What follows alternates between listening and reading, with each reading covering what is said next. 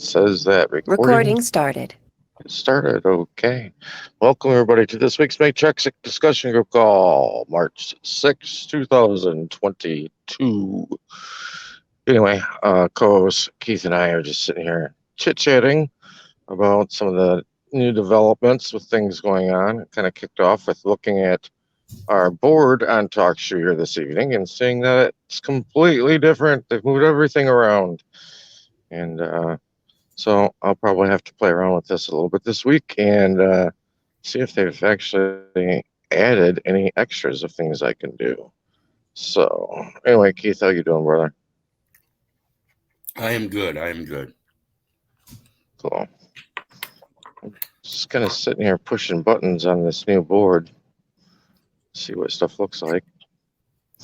But yeah, you're talking about patenting and putting patents on different things. And I was going to say, I look at this, it's very curious. I look at this the same way as copyright goes, because, there was a copyright convention that they kicked off in Sweden or Switzerland is where that was done at. But all in all, over the years, copyright is technically done upon first use. And if you can if you can prove first use, then that is your claim to your copyright. You're the first one to use it, first one to write it, first one to do it, whatever the case may be. And then they came along with the Copyright Convention and wanted to set up their whole personal in-house system for copyright. I'm sure that way they could lay some sort of additional claim from the attorney's point of view onto the work, because, like I said, it's just the favorite things attorneys like to do is reclassify things. Well, and that's what they're doing with the copyrights, actually, because in today's modern age, you can have a company called Nike copyright a symbol, right? Or trademark it. And the company Nike is actually a fiction, and they can't do that. So in today's copyright, we have Nike providing a copyright. And when in fact, the copyright needs to be associated with the living soul, because the living soul is the only one that can create something for us to go back to an origination. Okay. So the guy that actually created the Nike sign should have the trademark. And unless that has been sold, then there is no real trademark. Because again, the fiction can't hold a trademark because they didn't actually create it. They can only transfer it. Well, it's the people in representation of that fiction or Right. that artificial entity that's doing it. Because that's all they can do. That's all they can control. Like things can only contract with like things. Right. And I'll have to find it sometime, but it states specifically in the U.S. code. The U.S. code, the United States cannot copyright. They can only provide copyright protection, and because they cannot copyright themselves, they do not have copyright protection themselves. I'm So thinking back. There's something I saw several years ago. I think that is the duty of the FBI is protection of copyrights. and that's why we see the U.S. code, and it's broken down in LII/WEX. Now the slash means you can substitute. So on the LII side, it's a contractual agreement to use under that trademark. Whereas if it's use under WEX, then it's directly to the trademark, which is held by WEX. And again, Right. like I said, WEX can't hold a trademark. It's not a living soul. It will never lead back to the origin. Well, it's not. And WEX holds the trademark in the sense that it's actually whoever it is that's running WEX that is in control of it. For instance, if you work for a company called say Wonderful Snacks, okay. Well, Wonderful Snacks is just an artificial entity that exists really on paper. It's in a hanging file, or nowadays it's in a database. But there's somebody within the company, like the owner, whose DBA is Wonderful Snacks. Yeah. So you've got, Tom Brown, DBA, operating as Wonderful Snacks. I remember when I was first researching DBAs, I came across information that like a week afterwards, I looked for it again and it was like gone, scrubbed from the internet. But I found Nancy Pelosi's DBA, and her DBA was House of Representatives, which I kind of chuckled at first, but it only makes sense that somebody has to have that DBA in order for enforcement That's the president. purposes. Right. And President Clinton or President Trump was doing business as the USA when he was president. And under the auspice of USA, he was conducting the affairs in contracts through the United States.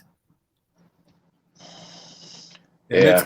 And see, that's the thing about the copyright. See, the copyright today, like I said, they go back to the attorney and not the original man that created the copyright. So the copyright remains with the original man. And so over an extended period of time, when that original man dies, that copyright remains. You can't erase that copyright and say now somebody else, through a legal definition, has a right to commercialize it. If that man had a copyright on something and he never commercialized his copyright, and this is the issue, never commercialized it, but he remained holder of that copyright so that no one would commercialize it, that remains a copyright. And just because you got some lawyer saying, well, we have copyright because he's no longer around, we can rewrite it. No. The only way you can do something like that is under the auspice of doing business as, and do it as not like, say, an autobiography, but something else. It has to be known as fiction. You cannot use a copyright and then write under that copyright. You have to use something else. Like, well, it's like I explained the first person, second person, and third person of Samuel Clemens. Samuel Clemens was the first person, and he used the auspice of Mark Twain to do his writings. That fiction cannot hold the copyright because Samuel Clemens is patently the originator of Mark Twain. If the people are patently the originator of the United States, they can't hold the copyright. In the origin of Mark Twain, and he wrote in the pen name of Mark Twain about third person characters as a second person, he is in fact what's protecting Samuel Clemens, because anybody that wants to make a claim against the writing has to make it against Mark Twain, who can't hold the copyright. So tell me, who write what Mark Twain wrote? Who do you think was the better writer, Mark Twain or Samuel Clemens? Well, it was Samuel Clemens that held the pen that did the writing, right? Yeah. Through Mark Twain, and was for the benefit of Tom Sawyer and the rest of the characters that gained eternal life. And it wasn't because somebody in those characters believed in Mark Twain, but people that reading the story believed the story. And this is why we get, don't listen to the messenger, listen to the message. Because it doesn't matter who writes the story. If you know it to be fiction, then why worry about liability? You know what I mean? Right. So if you know the defendant is third person and total abstract fiction, why would you worry about liability? Absolutely. Yep. I didn't write that defendant in that paper. It wasn't by my hand. Somebody else did that. That's not my first hand. It ain't got nothing to do with me. Well, it's interesting. Copyrights, at least not that I've noticed, ever require any renewal. I mean, once it's in place, it's in place. So to me, I mean, that this would be the state's version of eternal life. Yeah, and that's why I say they can't hold the copyright as a fiction. They use that, and that's what they use trademarks and trade names based on identifications. The identification is a street name. That's because it's got your name and a street address, and they use municipal bonds to purchase the street name as an investment through the courts, and they put you down as a firm instead of a last name. They put down the firm name, and they use the Social Security number without dashes as the obligor number, and say that you were investing in them as a resident and gave them a gift. Yeah. When I'll go over, I was getting ready to do a video on the Tax Stamp Act and the current updates and everything and how it reads today. If you're a resident, anything you do is a gift. So claiming a resident, everything is presumed to be a gift, and therefore they don't have to sign. They're the beneficiary. You're signing that as if though you're the trustee, and they're accepting the gift. Well, and I think this is where they're kind of piggybacking off from the law of nations, and it's actually just a natural law through governments and states that their sovereignty is derived from the people. They refer to that as popular sovereignty. And so that's where they get it from, is from the people. And I think they've just kind of piggybacked off from that concept. Well, yeah, and that's exactly what it is. Copyright is sovereignty. And it's not that you're the sovereign, but you recognize your sovereignty in being able to protect your persons on your own without a Fourth Amendment, without a Fifth Amendment, without a Sixth Amendment, without a Seventh Amendment, without a Ninth Amendment, without any of it. You don't need that stuff. What you need to do is learn the order of things and know that you are first in line, first in time. And ain't nothing should be written down on a paper unless you say so in regards to you. If it has any reference to you, find out who's writing it down and what character traits they have. Because if they're writing it down as a defendant, like I said, that's a third person abstract noun that can't possibly exist. It is effectually a Tom Sawyer. Nothing more, nothing else. And if it didn't come from your hand, then whose hand did it come from? Because it sure as hell wasn't from Samuel Clemens's hand if it wasn't written through Mark Twain. Well, and everything in the system that they operate through is all through strictly artificial entities or juridic entities and stuff created by man, nothing natural, because they can't touch anything natural. So their authority is just over what they create, which is those corporate entities. When I say corporate entities, I don't mean that they're all corporations. I mean, a corporate entity can be a trust, an LLC, partnerships, those kind of things are all corporate structures.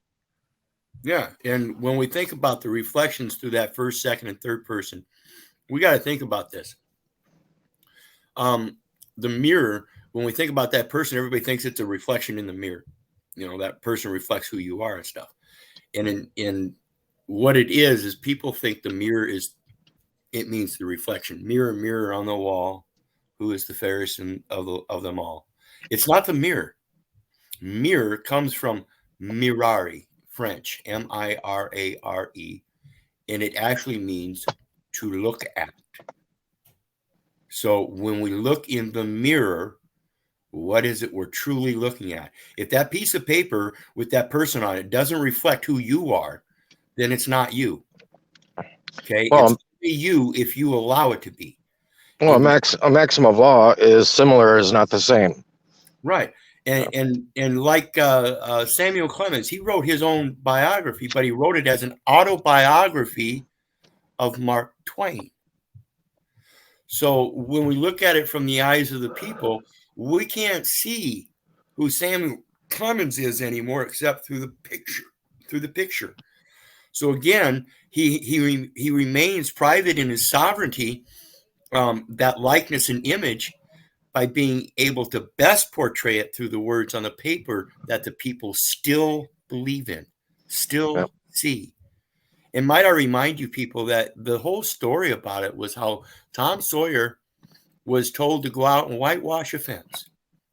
And I'll be darned if this 10, 11-year-old boy, wicked as he was, according to the society, he was intelligent enough to find other boys and girls throughout the neighborhood that were passing by to give up something of their treasure for the pleasure of whitewashing that fence, because it was such a grand duty to be able to whitewash that fence for his lovely aunt.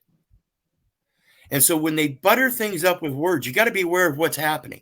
Are you being taken advantage of? Because Tom Sawyer got watch and marble and slingshot and all kinds of stuff from other neighborhood kids in exchange for allowing them to whitewash the fence for him. He got out of everything. So listen to the message. But remember where that message comes from. Yep. And it's interesting because that's kind of what they've done with everything is they've kind of really whitewashed everything, gotten everybody else to do the dirty work and really gaslight the population is really what's going on. Is that everything you really see is just a facade. I remember, a few months ago, hearing somebody talk about the January 6th situation. And somebody was saying something about, igniting the White House on fire, I'll put it that way. And the gentleman that was hosting the program was like, "Oh no, that can't be done." He's kind of a patriot kind of guy. He's like, "Oh, that's impossible. You can't do that." He says the White House is made out of solid marble.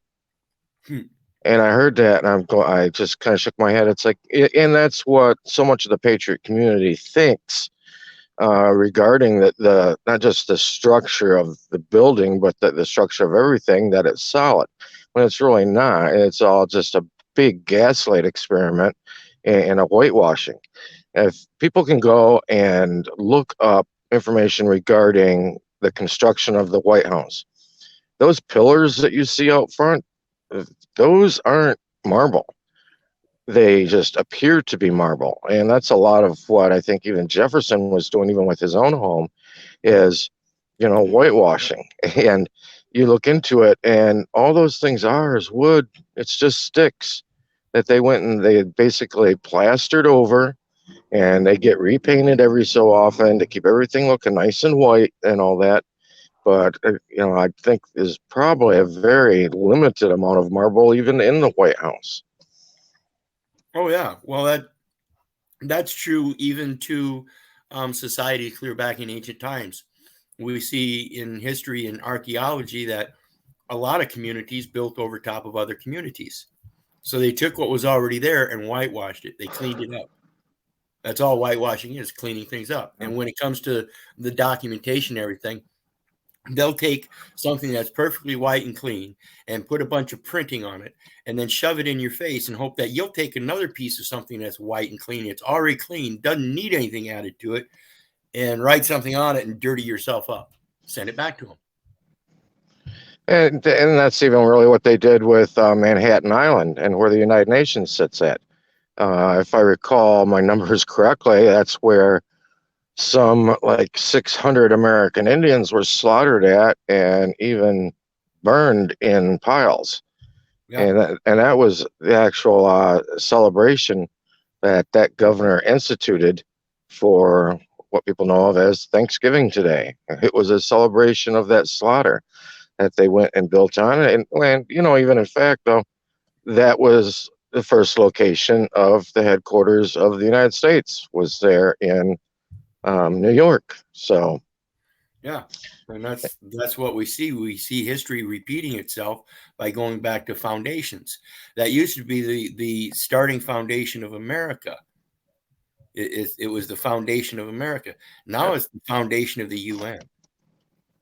Yep, absolutely. I've got to laugh at all this stuff people talking about, all the fear porn with like Russia or Ukraine right now, and the same thing that we've heard the past couple of years regarding China. I mean, I just sit and chuckle. And none of these entities are going to go after each other because, one, it's the UN that runs everything, and 5 of the founding members of the UN is France, is Great Britain, is the United States, is China, and Russia. They are not going to be at war amongst each other. They're in bed with each other, folks. Well, yeah, and then you take a look at other operations like the Joint Chiefs of Staff and the 5 nations, and that starts including other nations. And see, these countries around the world are involved in the Treaty of Berne. That's why they have a postal system. Well, I posted the other day the World Economic Forum, and they have what they call the Young Global Leaders. And that's an organization that they established quite a while ago, basically just to kind of indoctrinate people as to the direction that they want the world to move in. And I posted a bunch of the members of the Young Global Leaders. And at the top of the list was Ivanka Trump. And it included heads of state all over the world, and even within the own country right here. So people want to know who's running things. That's what's running things. Yeah, and that's you said head of state, and that's head of state. What, the head of my state? The head of my state is our Father which art in heaven. Isn't that the head of your state? Most countries follow their scriptures, not political views.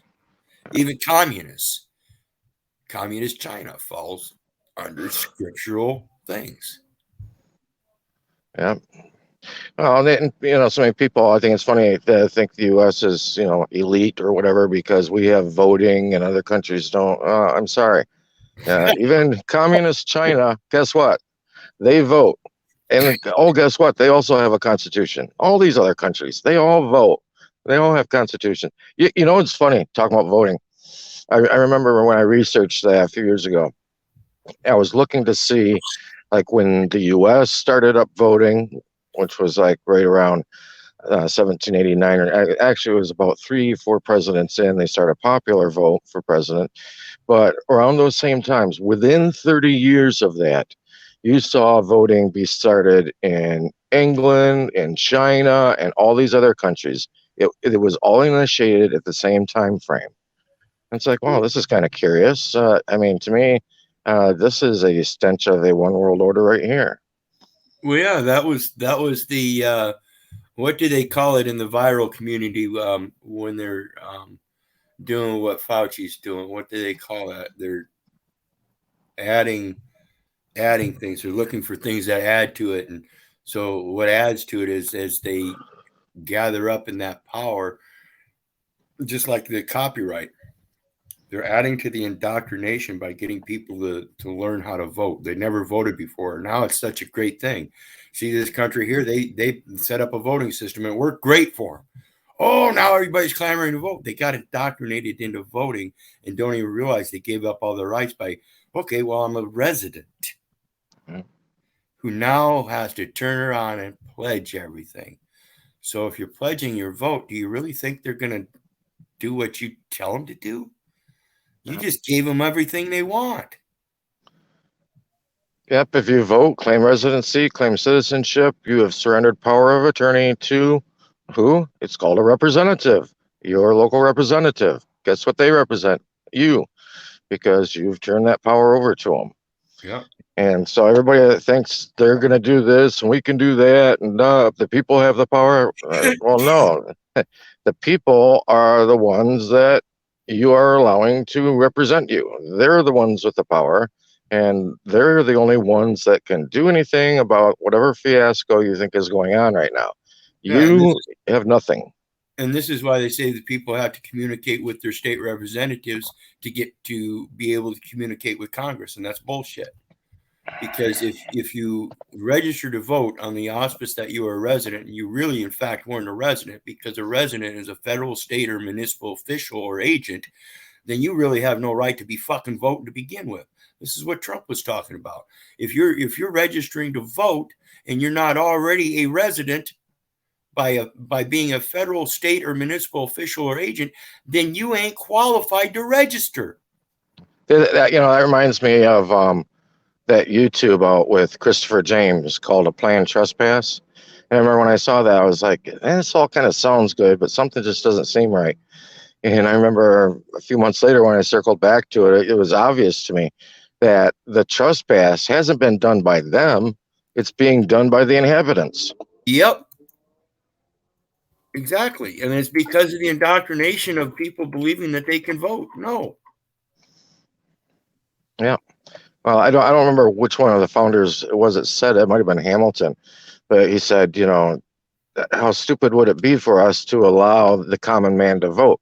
He said that's like allowing the blind man his choice of colors. Yeah.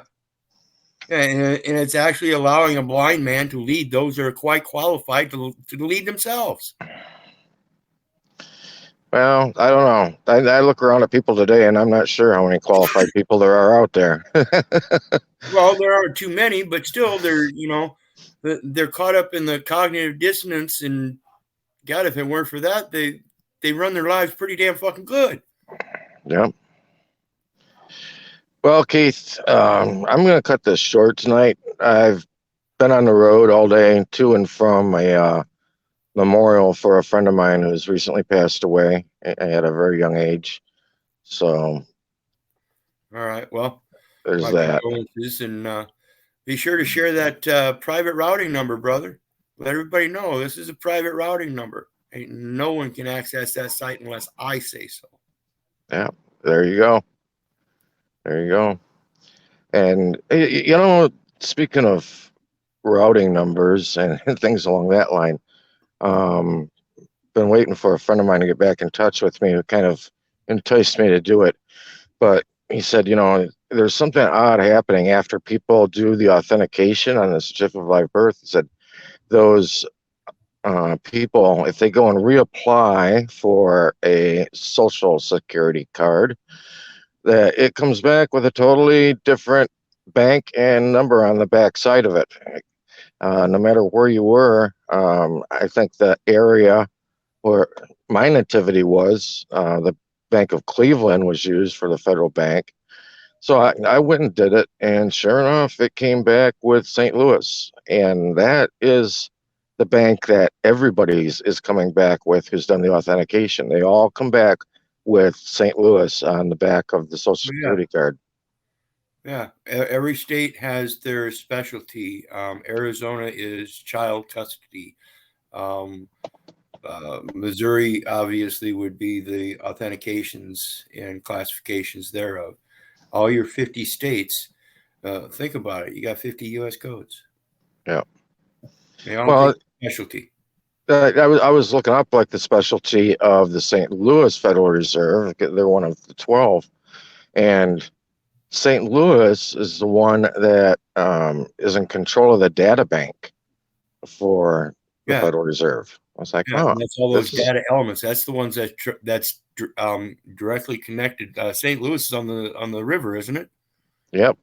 So that's a port entry for the Customs and Border Protection. Yep. That's who they had the contract with. Anyway, I found that interesting, and well, like I tell everybody every week, if you want to know what to start looking at, where to start learning, figure out who you really are, where you're really from, and where you're really at, because we've been deceived on all those issues. Yeah. All right. Have a good night, everybody. Love you all. Thanks for Catch you later. Thanks, Keith.